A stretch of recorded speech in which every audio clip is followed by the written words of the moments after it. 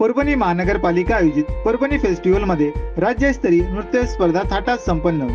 परभणी शहर महानगरपालिका आयोजित परभणी फेस्टिवल 2024 राज्यस्तरीय खुल्या नृत्य स्पर्धा बी रघुनाथ सभागृह येथे उत्साहात पार पडली। महानगरपालिकेचे पदसिद्ध अध्यक्ष तथा आयुक्त धैर्यशील जाधव, अतिरिक्त आयुक्त मिनीनाथ दंडवते यांच्या संकल्पनेतून या स्पर्धेचे आयोजन करण्यात आले।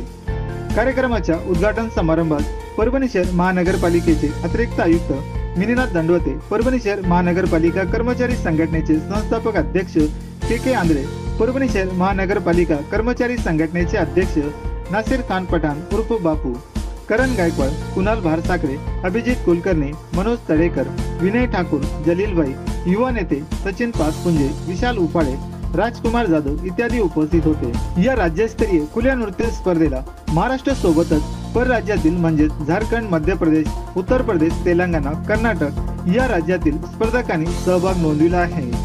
स्पर्धेचे परीक्षक म्हणून परभणीतील नृत्य कलावंत आणि नृत्य दिग्दर्शक शेख जावेद, संभाजीनगर येथून आलेले नृत्य दिग्दर्शक गंगा गौडी यांनी काम पाहिले।